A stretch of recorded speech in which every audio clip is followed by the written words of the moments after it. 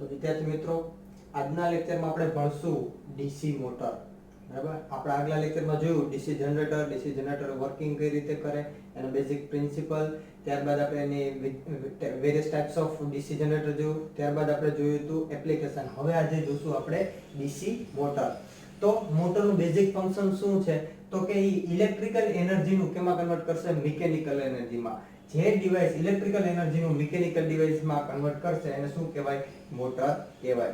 બરાબર, એટલે હવે જે ઇલેક્ટ્રિકલ એનર્જી આપી છે કેવી એનર્જી હશે? તો કે ડીસી સપ્લાય, જે મોટરને ડીસી સપ્લાય વગર આપવામાં આવે અને જેનું મિકેનિકલ એનર્જીમાં કન્વર્ટર કરે, એટલે મતલબ કે જે રોટેશનમાં કન્વર્ટ કરે એને કેવું કહેવાય? ડીસી મોટર કહેવાય.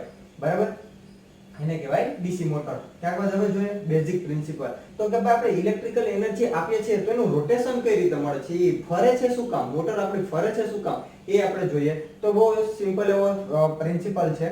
તો કે ધારો કે કોઈ મેગ્નેટ છે, બરાબર, n થી s, n પોલ છે, s પોલ છે, તો ચુંબકીય ફ્લક્સની દિશા કઈ હશે? તો કે n પોલમાંથી નીકળે s પોલ તરફ ચુંબકીય ફ્લક્સની દિશા જાય, જે આપણે અહીંયા દર્શાવેલી છે n થી s તરફ. અને ધારો કે જો એમાં કોઈ આવી રીતના ધારો કે કોઇલ છે a to b થી b c d, બરાબર, એક આખી આ એક કોઇલનું ગૂંચળું બતાવ્યું છે. બરાબર, તો જો કરંટ, જો એમાં કરંટ પસાર થતો હોય, ઓલરેડી કરંટ પસાર થતો હોય અને જો ને ચુંબકીય ક્ષેત્રમાં રાખવામાં આવે તો આ કંડક્ટર ઉપર શું થાય? ફોર્સ લાગે, એક જાતનો ટોર્ક લાગે. એટલે શું કરશે? એ પોતાની જગ્યાએથી મૂવમેન્ટ કરવાની ટ્રાય કરશે. શું? તો કે કોઈ ચુંબકીય ક્ષેત્રમાં જો કરંટ કેરિંગ કંડક્ટર રાખવામાં આવે, કરંટ ધરાવતો વાહક રાખવામાં આવે તો તેના પર ટોર્ક ઉત્પન્ન થાય. તો શું થાય? તેના પર બળ ઉત્પન્ન થાય, તેના પર ટોર્ક ઉત્પન્ન થાય. એ કેને કેને શું નિયમ કહેવાય? તો કે લોરેન્ઝના ફોર્સનો નિયમ કહેવાય. આ નિયમને શું કહેવાય? લોરેન્ઝના ફોર્સનો નિયમ. જ્યારે કોઈ વાહક કરંટ કેરિંગ કંડક્ટર ને ચુંબકીય ક્ષેત્રમાં રાખવામાં આવે, આ કરંટ કેરિંગ કંડક્ટર છે એટલે ગૂંચળું રાખ્યું છે, બરાબર, એને આપણે ચુંબકીય ક્ષેત્રમાં રાખવામાં આવે તો શું થાય? એના ઉપર ટોર્ક ઉત્પન્ન થાય. અને જો આપણે આ કોઇલને એક રોટેશન ફરી શકે એટલે એ પ્રમાણે બેરિંગની વ્યવસ્થા કરી, એક શાફ્ટ વાયર કનેક્ટ કરી બેરિંગ સાથે કનેક્ટ કર્યું હોય તો આપણે શું મળે? તો કે કન્ટિન્યુઅસ રોટેશન મળે રાખશે. બરાબર, એટલે તમારી મોટર, જે આપણી મોટર છે એ શું કરે છે? આપણી ફરે છે. તો કરંટ કેરિંગ કંડક્ટરને જ્યારે ચુંબકીય ક્ષેત્રમાં રાખવામાં આવે ત્યારે કંડક્ટર ઉપર ટોર્ક ઉત્પન્ન થાય. એમાં કરંટ કેરિંગ કંડક્ટર રાખવાનું, એક ચુંબકીય ક્ષેત્રમાં રાખવાનું, તો શું થશે? તો કે ટોર્ક ઉત્પન્ન થાય. અને આ ટોર્ક કેટલો હશે? કે જે ફોર્સ ઉત્પન્ન થયો, કે ફોર્સ અથવા તો ટોર્ક કેટલો હશે? તો કે F બરાબર કેટલું થાય? તો કે BIL જેટલું. કેટલા? BIL. B એટલે કે ચુંબકીય ક્ષેત્રની ઘનતા, magnetic field density. Magnetic field density એટલે કે એરિયા, કેટલું ફ્લક્સ છે ને કેટલા એરિયામાં? B બરાબર 5/a. બરાબર, આપણે ઓલરેડી ફર્સ્ટ ચેપ્ટરમાં જોઈ જ ગયા. તો એ કેટલું છે? કેટલા ફ્લક્સમાં, કેટલા એરિયામાં કેટલું ફ્લક્સ છે? એ મેગ્નેટિક ફ્લક્સ ડેન્સિટી. બરાબર, પછી I, તો મારા વાહકમાંથી કેટલો કરંટ પસાર થાય છે? આપણું કોઇલનું ગૂંચળું છે તેમાંથી કેટલો કરંટ પસાર થાય છે? જી, આમાંથી પસાર થતો કરંટ I. બરાબર, આ જે તમારું રેડ દર્શાવ્યું શું, ઈ શું છે? તો કે મેગ્નેટિક ફિલ્ડ ડેન્સિટી. બરાબર, L એટલે શું? તો કે આટલું જો A થી B C D આટલો એરિયા શું થાય છે? તો કે કવર થાય છે. કોઇલના ગૂંચળામાં કેટલો? એટલો ભાગ, એટલે એની લેન્થ, એટલે એની લેન્થ. બરાબર, આ ભાગ કેવો છે? આટલો ભાગ. તો કે ઈ મેગ્નેટિક ફિલ્ડ ડેન્સિટી, મેગ્નેટિક ફિલ્ડના એરિયામાં નથી આવતો એટલે એને નહીં ગણવાની. એટલે એને કહેવાય active length. Active length of conductor, BIL. તો ફોર્સ કેટલો ઉત્પન્ન થશે? F બરાબર BIL. જો ચુંબકીય ફ્લક્સ વધારે હશે તો વધારે ફોર્સ ઉત્પન્ન થાય, વધારે કરંટ હોય તો વધારે ફ્લક્સ ઉત્પન્ન, વધારે ફોર્સ ઉત્પન્ન થાય. અને L, જો તમારી લંબાઈ પણ જો કંડક્ટરની વધારે હોય તો આ શું કરે? કે વધારે ફોર્સ ઉત્પન્ન થાય. તો આ પ્રમાણે લોરેન્ઝ નામના વૈજ્ઞાનિકે સિદ્ધાંત આપ્યો. આના ઉપરથી આપણી મોટર વર્ક કરે છે. શું? તો કે જ્યારે કોઈ કરંટ કેરિંગ કંડક્ટરને ચુંબકીય ક્ષેત્રમાં રાખવામાં આવે તો તેમાં બળ ઉત્પન્ન થાય છે, તેમાં ટોર્ક ઉત્પન્ન થાય છે. આ સિમ્પલ એવો બેઝિક પ્રિન્સિપલ કેનો? તો કે મોટરમાં. ત્યારબાદ હવે ફ્લેમિંગ્સ લેફ્ટ હેન્ડ રૂલ. હવે તમને એમ થતું છે કે સાહેબ આ ફોર્સ ઉત્પન્ન થયો એ કઈ દિશામાં લાગશે? કંઈક ધારો કે આપણે રોટેશન આપવાનો આવી રીતના વચ્ચે શાફ્ટનું અરેન્જમેન્ટ કરી દીધું. હાલો ધારો કે આ શાફ્ટ છે તો ફરશે, તો સાહેબ કે ક્લોકવાઇઝ ફરશે કે એન્ટી ક્લોકવાઇઝ ફરશે? એ કઈ રીતે ખબર પડે? તો કેની મદદથી ખબર પડશે? તો કે ફ્લેમિંગ લેફ્ટ હેન્ડ રૂલ. કેની મદદથી? કે ફ્લેમિંગના ડાબા હાથના નિયમ પ્રમાણે આપણે જાણી શકીએ કે બળ કઈ દિશામાં લાગશે. કોઈ ક્લોકવાઇઝ બળ લાગશે, એન્ટી ક્લોકવાઇઝ બળ લાગશે, તો કઈ દિશામાં બળ લાગશે અને કઈ દિશામાં આપણે રોટેશન મળશે, કેની મદદથી જાણી શકશું? તો કે Fleming right hand rule. Fleming right hand rule કે લેફ્ટ હેન્ડ રૂલ ની મદદથી આપણે મોટરની બળ જાણી શકશું. ફ્લેમિંગને કઈ દિશામાં બળ લાગશે. અને ફ્લેમિંગના જમણા હાથના નિયમ શું કહેતું હતું કે જે કેટલું EMF ની દિશા દર્શાવશે, કઈ દિશામાં EMF ઉત્પન્ન થાય. જનરેટર છે તો જનરેટરમાં આપણે EMF ની દિશા જાણવા માટે, ઉત્પન્ન થતા વોલ્ટેજની દિશા જાણવા માટે ફ્લેમિંગના જમણા હાથનો નિયમ યુઝ કરતા હતા. જ્યારે ફ્લેમિંગના ડાબા હાથનો નિયમ તો કે મોટરમાં બળ કઈ દિશામાં લાગશે ઈ જાણવા માટે કેનો મદદથી થાય તો કે ફ્લેમિંગના ડાબા હાથના નિયમ પ્રમાણે. તો શું કરો તો ફ્લેમિંગના ડાબા હાથનો નિયમ શું કે ડાબા હાથની પ્રથમ આંગળી, દ્વિતીય આંગળી અને અંગૂઠાને પરસ્પર લંબ ગોઠવો. શું? ડાબા હાથની પ્રથમ આંગળી, પહેલી આંગળી, બીજી એટલે વચલી આંગળી અને અંગૂઠાને પરસ્પર લંબ ગોઠવો. આવી રીતના એક આ દિશામાં ને ઉપર દિશામાં પરસ્પર લંબ ગોઠવો. પ્રથમ આંગળીને ચુંબકીય ક્ષેત્રની દિશામાં ગોઠવો. પ્રથમ આંગળીને ચુંબકીય ક્ષેત્રની દિશા, તો ચુંબકીય ક્ષેત્રની કઈ દિશા થાય? N થી S તરફ. હંમેશા ચુંબકીય ક્ષેત્રની દિશા ક્યાં? N ધ્રુવમાંથી ફ્લક્સ નીકળે અને S ધ્રુવમાં એન્ટર થાય. બરાબર? તો આ પ્રથમ આંગળીને ચુંબકીય ક્ષેત્રની દિશામાં ગોઠવો. ત્યારબાદ વચલી આંગળી, દ્વિતીય આંગળીને કરંટની દિશામાં ગોઠવો. કરંટની દિશામાં, વિદ્યુત પ્રવાહની દિશામાં ગોઠવો. તો વિદ્યુત પ્રવાહની દિશા કઈ છે? તો કે A થી B તરફ. જો અહીંયા ડ્રો કર્યું છે બ્લેક માર્ક થી.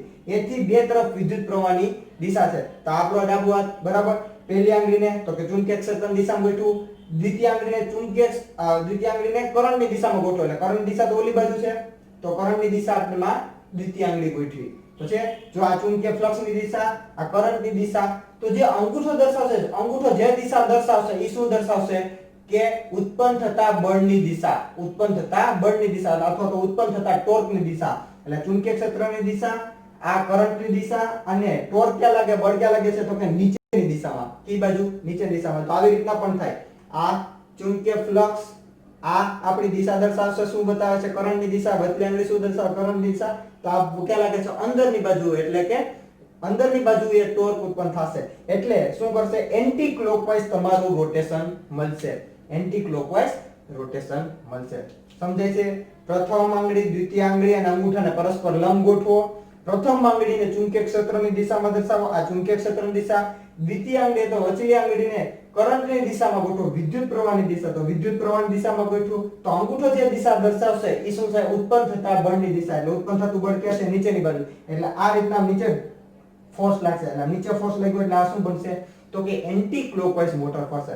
આ જે દિશામાં છે આવી રીતના જો કરંટ ફ્લક્સની ડિરેક્શન હોય ને જો કરંટની દિશા આવી રીતના હોય તો આ જે મોટર હશે કેવી ફરશે તો કે એન્ટી ક્લોકવાઇઝ મોટર ફરશે.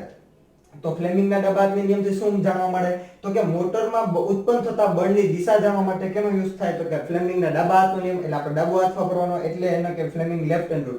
રાઈટ હેન્ડ રૂલ કેમાં તો કે જનરેટરમાં ઉત્પન્ન થતા EMF ની દિશા માટે શું થતું હતું કે ફ્લેમિંગનો રાઈટ હેન્ડ રૂલ. આ ફ્લેમિંગ નામના વૈજ્ઞાનિકે આપ્યું એટલે Fleming left hand rule. Left hand rule કેના માટે તો કે મોટરમાં ઉત્પન્ન થતા બળ અથવા તો ટોર્કની દિશા જાણવા માટે કેનો યુઝ થાય તો કે ફ્લેમિંગ લેફ્ટ હેન્ડ રૂલ.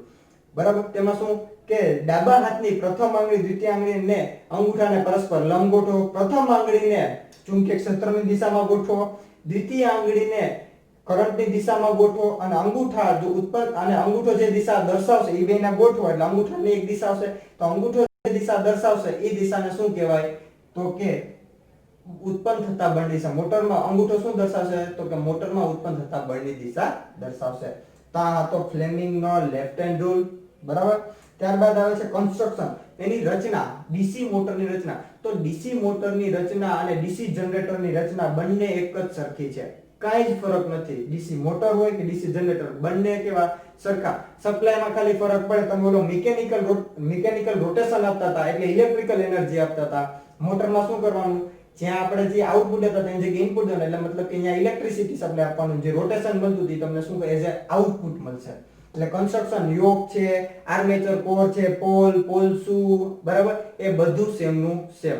આપવાની કઈ સપ્લાય ડીસી સપ્લાય આપવાનું એટલે આપણે શું રોટેશન મળશે. જે ઇક્વિપમેન્ટ જેમાંથી બનતા હતા પોલસુ બધું કેવું છે સરખું જ છે. ડીસી જનરેટર અને ડીસી મોટરની રચના કેવી છે સરખી. વર્કિંગ એટલે કે કાર્ય શું તો આપણે બે જેમ પ્રિન્સિપલ સમજાવ્યો એ જેનું કાર્ય. તો શું તો કે આકૃતિમાં દર્શાવ્યા પ્રમાણે કરંટની દિશા A થી B તરફ, B to C અને C થી D તરફ કરંટની દિશા વહે છે. બરાબર? અને N થી S પોલ ચુંબકીય ફ્લક્સની દિશા છે. બરાબર? ત્યારબાદ જો કરંટ સિદ્ધાંત પ્રમાણે છે કરંટ કેરિંગ કંડક્ટરને જો ચુંબકીય ક્ષેત્રમાં રાખવામાં આવે તો તેમાં બળ ઉત્પન્ન થાય. તો આ બળ કઈ રીતે ઉત્પન્ન થશે તો કે નીચેની દિશામાં A to B જે કંડક્ટરનો પાર્ટ છે એમાં બળ કેવું લાગશે તો કે નીચેની દિશામાં. હવે આપણે જોઈએ હાલો C થી D ના પાર્ટમાં.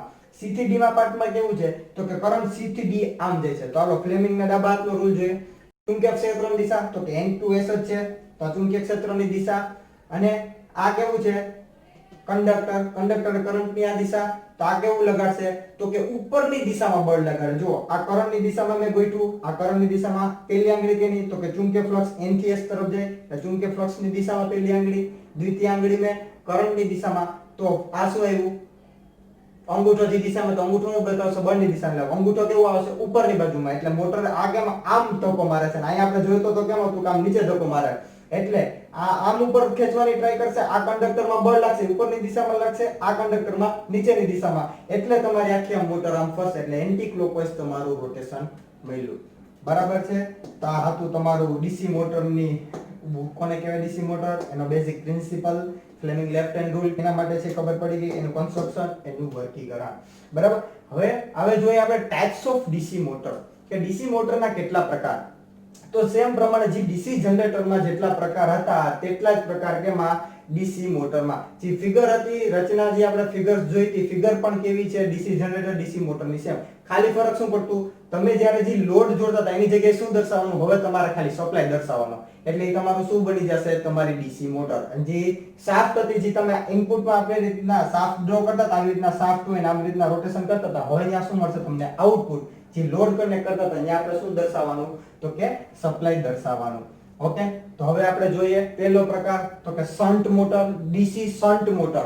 કેવી ડીસી શન્ટ મોટર. તો એની કેરેક્ટરિસ્ટિક કેવી છે, એની લાક્ષણિકતા કેવી છે મોટરની. તો જ્યારે તમે ડીસી મોટરને સપ્લાય આપો તો મોટર કેવું રોટેટ કરે. હવે કેવું થાય, હવે જો તમે લોડ કનેક્ટ કરો તો એની સ્પીડમાં કેટલો ફેરફાર થાય ઈ જોવાનું હોય. તો જેમ લોડ વધે એમ ડીસી શન્ટ મોટરની સ્પીડમાં કેવો થાય ઓછો ઘટાડો થાય. બાકી જનરલી કેવું થાય આપણે જેમ લોડ વધારતા જાય એમ મોટરની સ્પીડ કેવી થઈ જાય ઘટતી જાય. પણ ડીસી શન્ટ મોટર એવી છે કે તમે જેમ જેમ લોડ વધારતા જાઓ એટલે અમુક લિમિટ સુધી સ્પીડમાં ઘટાડો સાવ ઓછો થાય. બરાબર. બીજું શું છે સ્પીડ કંટ્રોલ ઇઝ પોસિબલ. કે ડીસી શન્ટ મોટરમાં તમે એની સ્પીડ કંટ્રોલ કરી શકો. તમે ધારો એટલા આરપીએમ એ તમે એને ડીસી શન્ટ મોટરને ફેરવી શકો. અમુકમાં ન ફેરવી શકતા આપણે. તો આ શન્ટ મોટરમાં કેવું છે જેમ લોડ વધે એમ સ્પીડમાં ઘટાડો થશે. નહીં થાય એવું નથી પણ ઘટાડો થશે, પણ કેવો થશે બહુ ઓછો થશે. અને સ્પીડ કંટ્રોલ કરવી તો પણ પોસિબલ છે. તો એવી કઈ જગ્યાએ આપણે એપ્લિકેશન કરી શકીએ તો આપણે ખબર છે લેથ મશીન. લેથ મશીનમાં જનરલી ડીસી શન્ટ મોટર થાય. અત્યારે તો કેવું થઈ ગયું નવી ટેકનોલોજી આવતી ગઈ ઈ પ્રમાણે આપણે ઇન્ડક્શન મોટર વાપરવા માંડે છે. 3 phase induction motor, single phase induction motor. કારણ કે ડીસી શન્ટ મોટર કરતા કેવું છે ઈ તમારે ઓછું ખર્ચાળ છે અને ઇફિશિયન્ટ પણ છે. એટલે આપણે જનરલી યુઝ કરીએ. પણ જો તમે ડીસી શન્ટ મોટર અમુક એપ્લિકેશન કે ડીસી શન્ટ મોટર યુઝ કરવી પડે તો ઈ જગ્યાએ તમે ડીસી શન્ટ મોટર કરી શકો. સિરીઝ ક્યુમ્યુલેટિવ કમ્પાઉન્ડ એ યુઝ ન કરી શકો. કઈ કરી શકો શન્ટ મોટર. કારણ કે આપણે સ્પીડ કેવી જોતી હોય કોન્સ્ટન્ટ જોતી હોય. બરાબર. લેસો થોડે ઘણી વધઘટ ચાલે પણ બાકી ઓલમોસ્ટ કેવી એટલે ડીસી શન્ટ મોટરમાં તમને કેવું મળશે કોન્સ્ટન્ટ સ્પીડ. એટલે ડીસી શન્ટ મોટરને કેવી કે કોન્સ્ટન્ટ સ્પીડ મોટર પણ કહેવાય. ડીસી શન્ટ મોટરને શું કહેવાય કોન્સ્ટન્ટ સ્પીડ મોટર પણ કહેવાય. પછી લેથ મશીનમાં યુઝ થાય સેન્ટ્રીફ્યુગલ પંપ હોય, બ્લોઅર અથવા ફેન. તો એમાં પણ કેવું થાય ડીસી શન્ટ મોટરનો જ ઉપયોગ થાય. ત્યારબાદ આવે છે સિરીઝ મોટર. તો સિરીઝ મોટરમાં તો કે જેમ મારો લોડ વધે એમ સ્પીડમાં ઘટાડો કેવો થશે બહુ વધારે થશે. સિરીઝ મોટર એવી છે કે જેમ મારો લોડ વધી જશે એમ એની સ્પીડમાં કેવો થઈ જાય બહુ વધારે ઘટાડો થાય as compare to shunt motor. બરાબર. પણ સિરીઝ મોટરમાં શું ફાયદો તમને હાઈ સ્ટાર્ટિંગ ટોર્ક મળે, બહુ વધારે પડતો સ્ટાર્ટિંગ ટોર્ક મળે. એટલે સિરીઝ મોટરને ક્યારેય પણ લોડ વગર ચાલુ ન કરાય. જ્યારે શન્ટ મોટર છે તમે લોડ વગર એને ચાલુ કરી શકો. એટલે તમે કઈ શાફ્ટ ઉપર જે લોડ કનેક્ટ કરો છો એ લોડ વગર શન્ટ મોટરને ચાલુ કરી શકાય પણ ક્યારે સિરીઝ મોટરને ચાલુ કરી શકો નહીં. કારણ કે બહુ હાઈ સ્ટાર્ટિંગ ટોર્ક હોય, બહુ જ હાઈ સ્ટાર્ટિંગ ટોર્ક. એટલે એમાં કેનો યુઝ થાય કેમાં યુઝ આપણે કરીએ ઇલેક્ટ્રિકલ એન્જિનમાં. જે આપણી ટ્રેન છે તો ટ્રેનમાં સ્ટાર્ટિંગ સમયે તમારે કેવું થાય કે વધારે ટોર્કની જરૂરિયાત હોય. તો એ વધારે ટોર્ક ક્યારે આપણે તો કે સિરીઝ મોટર હોય. એમાં કેવી મોટર યુઝ કર્યા છે આપણે સિરીઝ મોટર યુઝ કર્યા છે. સ્ટાર્ટિંગમાં ટોર્ક વધારે પણ જ્યારે એક વખત તમારી મોટર છે ટ્રેન છે ગતિમાં આવી ગયા પછી એટલો ટોર્ક ન જોઈએ. એ તો રોટેશન ઉપર હાલ્યા જતી હોય. પણ જ્યારે આપણે 0 થી આપણે ઓન કરતા હોય ચાલુ કરતા હોય તો ટોર્કની કેવી જરૂરિયાત પડે વધારે. આપણે કેમ ટુ વ્હીલ છે પેલું ગેર વધારે તાકાતવાળો એઝ કમ્પેર ટુ ચોથા ગેર. ચોથા ગેરમાં તો ખાલી રોટેશન જ આપવાનું એટલે ચોથા ગેરમાં આપણે સ્પીડ વધારે મળે. જ્યારે પહેલા ગેરમાં સ્પીડ ન મળે પણ ટોર્ક જાજુ મળે. એટલે જ્યારે ચાલુ કરો ત્યારે વધારે ટોર્કની જરૂરિયાત હોય એટલા માટે. તો સેમ વસ્તુ સિરીઝ મોટર. તો સ્ટાર્ટિંગ ટોર્ક જ્યારે વધારે જરૂરિયાત હોય ત્યારે તમારે કઈ યુઝ કરવાની? Series motor. For example crane છે, તો ક્રેનમાં પણ જ્યારે ઉપાડવાનું હોય છે કે એવી જરૂરિયાત હોય તો વધારે ટોર્કની જરૂરિયાત પડે, ત્યાં પણ કેવી મોટર યુઝ થાય? સિરીઝ મોટર યુઝ થાય. ત્યારબાદ આવે છે cumulative compound DC motor. Cumulative compound એટલે મેં કીધું પ્રમાણે શન્ટ ફિલ્ડ વાઇન્ડિંગ અને સિરીઝ ફિલ્ડ વાઇન્ડિંગ બંનેનું ફ્લક્સ કેવું થતું? એડ થતું હશે એવું, બરાબર? એટલે એને કહેવાય ક્યુમ્યુલેટિવ કમ્પાઉન્ડ. કમ્પાઉન્ડ એટલે બે વાઇન્ડિંગ હોય, સિરીઝ અને શન્ટ બે વાઇન્ડિંગ હોય. ક્યુમ્યુલેટિવ એટલે બંનેના ઉત્પન્ન થતા ફ્લક્સ કેવા થતા? એડ થતા. સરવાળો કરવાનો એટલે ટોટલ ફ્લક્સ કેવું થઈ જાય? વધી જાય, બરાબર? તો એમાં કેવું મળે છે કે મોડરેટ સ્ટાર્ટિંગ ટોર્ક મળે, ન બહુ વધારે ન બહુ ઓછો. કે શન્ટ મોટરમાં કેવો સ્ટાર્ટિંગ ટોર્ક થોડો ઓછો હોય, આમાં બહુ વધારે હોય. એટલે આનું બે વાઇન્ડિંગ ભેગું કર્યું એટલે આપણે કેવું થઈ ગયું? મોડરેટ સ્ટાર્ટિંગ ટોર્ક, ન સાવ ઓછો ન સાવ વધારે. અને લોડ જેમ વધે એમ સ્પીડમાં કેવો થાય? મોડરેટ ચેન્જ થાય, ન બહુ વધી જાય કે ન બહુ ઘટી જાય, બરાબર? મોડરેટ એટલે મોડરેટ સ્ટાર્ટિંગ ટોર્ક મળે અને મોડરેટ સ્પીડ પણ મળે. આ બેનું કેવું થઈ ગયું? કોમ્બિનેશન. તેનો આપણે કેમાં યુઝ કરી શકીએ? તો કે એલિવેટરમાં. એલિવેટરમાં તમે સ્ટાર્ટિંગ કરો તો વધારે બહુ બળની જરૂર નહીં, એક વખત રન થઈ ગયા પછી તમારે એટલું બળનો જરૂર પડે એટલે સ્પીડમાં પણ વધારે ઘટાડો થાય નહીં. એટલે moderate starting, moderate change in speed, તો બે કેમાં થાય? તો કે એલિવેટરમાં. પછી પંચિંગ મશીન છે, પંચિંગમાં પણ એવું, જ્યારે કોઈ પંચ કરો ત્યારે વધારે ટોર્કની જરૂર પડે, પણ એક વખત પંચ થઈ ગયા પછી કેવું થઈ ગયું? નોર્મલ ઓપરેશન થઈ ગયું. એટલે એલિવેટર છે, પંચિંગ મશીન છે, તેમાં કેનો યુઝ થાય? Cumulative compound DC motor. ત્યારબાદ આવે છે ડિફરન્શિયલ કમ્પાઉન્ડ મોટર. આ જો બધાની ફિગર જે મેં ઓલરેડી ડીસી જનરેટરના આગલા લેક્ચરમાં જે સમજાવી હતી સેમ નું સેમ, ખાલી જે તમે લોડ કનેક્ટ કરતા તેની જગ્યાએ શું કરવાનું? સપ્લાય આપવાની. અને જે ઓલું મિકેનિકલ રોટેશન જે તમે ઇનપુટ આપતા હતા જનરેટરમાં, એમાં મિકેનિકલ રોટેશન કેવું લેવાનું? આઉટપુટ, બરાબર? ડિફરન્શિયલ કમ્પાઉન્ડ ડીસી મોટર, બરાબર? તો ડિફરન્શિયલ કમ્પાઉન્ડ મોટરમાં કેવું થાય કે સ્પીડમાં કાંઈ ચેન્જ થાય નહીં, no change in speed with change in load. જ્યારે લોડમાં કઈ ચેન્જીસ થશે, વધે અથવા ઘટે, તો સ્પીડમાં કઈ ફરક નથી પડતો. જ્યારે નોર્મલ એની રેન્જ હોય કોઈ મોટરની, એમાં જો વધારે લોડ અથવા તો ઘટાડો લોડ, તેમાં બહુ ચેન્જીસ થતો, સ્પીડમાં ચેન્જ નથી થતો. અને સ્ટાર્ટિંગ ટોર્ક પણ કેવું હોય છે? લેસ, કારણ કે બેનું ફ્લક્સ કેવું થઈ ગયું? ઓછું થઈ ગયું, બરાબર? બેનું ફ્લક્સ ઓછું થઈ ગયું એટલે F4 આવે એ કેવો થઈ ગયો? ઓછો થઈ ગયો, ઓછું બળ થઈ ગયું, કારણ કે ફ્લક્સ કેવું થઈ ગયું? ઘટી ગયું. એટલે કેવું થશે? ઓછું થઈ જશે. ફોર્સ કેવો થશે? ઓછો. સ્ટાર્ટિંગ ટોર્ક પણ કેવો થશે? ઓછો. એટલે એનો કેમાં યુઝ થાય? તો કે પેપર મિલ ડ્રાઈવ. પેપર બનાવવા મશીન હોય તો એને કઈ એમાં ટોર્કની વધારે કઈ જરૂરિયાત નથી, એમાં સ્પીડ પણ કેવી જોતી હોય? એકદમ કોન્સ્ટન્ટ જોતી હોય. એટલે પેપર મિલ ડ્રાઈવ છે, અથવા તો લો લોડ એપ્લિકેશન હોય, જ્યારે તમારો લોડ ને એટલો બધો કઈ બહુ વધારે લોડ ન હોય, મિકેનિકલ શાફ્ટ ઉપર લોડ વધારે ન હોય, ત્યારે તમે કયું વાપરી શકો? ડિફરન્શિયલ કમ્પાઉન્ડ ડીસી મોટર વાપરી શકો. તો મિત્રો આજે આપણે જોયું ડીસી મોટર, એનું બેઝિક પ્રિન્સિપલ, એનો Fleming left hand rule and construction working, અને ત્યારબાદ જોયું આપણે types of DC motor. Thank you.